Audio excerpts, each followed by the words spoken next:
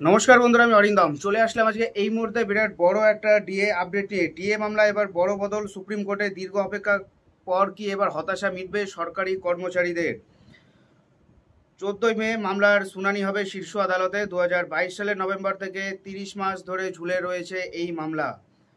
DA মামলায় ফের bench বদল। সুপ্রিম কোর্টে হলো মামলার বেঞ্চ বদল। এবার বিচারপতি সঞ্জয় কারোল ও মনোজ মিশ্রের বেঞ্চে মামলাটা আবার সরে গেল। মামলা হওয়ার কথা ছিল বিচারপতি বিক্রমনাথ, সঞ্জয় কারোল এবং সন্দীপ মেহতার বেঞ্চে। 14ই মে মামলা শুনানি হবে শীর্ষ আদালতে। 2022 সালের নভেম্বর থেকে 30 মাস ঝুলে রয়েছে এই মামলা। স্যাট ও হাইকোর্টের রায় মেনে রাজ্যকে দিতে হবে প্রায় 41,000 কোটি টাকা। গত 2 বছরে সেই টাকার অঙ্ক অনেক বাড়ার কথা, সেই নিয়েও শুনানি হবে সুপ্রিম কোর্টে।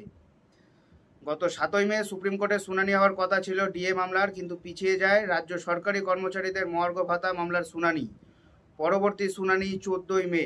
স্বাভাবিকভাবেই শুনানি পিছিয়ে যাওয়ায় হতাশ হয়ে গেছিল কর্মচারীরা।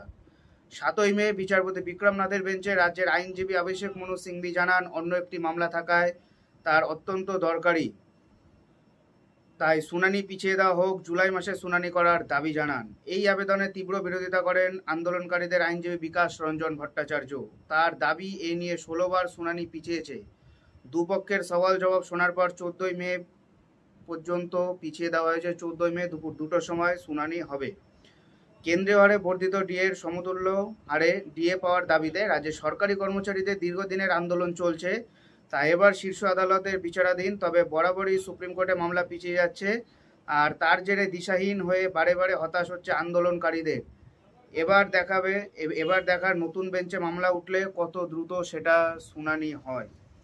পজিটিভ অবশ্যই আছে, বিচারপতি চাইছে বিচারটাকে শেষ করে দেওয়া, কিন্তু রাজ্য সরকার চাইছে ডিলে করে দেওয়া। এটাই হলো আজকেকার আপডেট। এরকম আপডেট পাওয়ার জন্য চ্যানেলটা সাবস্ক্রাইব করে আমাদের পাশে থাকুন। দেখা হচ্ছে পরের ভিডিওতে। ভালো থাকবেন সবাই। নমস্কার, জয় হিন্দ, বন্দে মাতরম।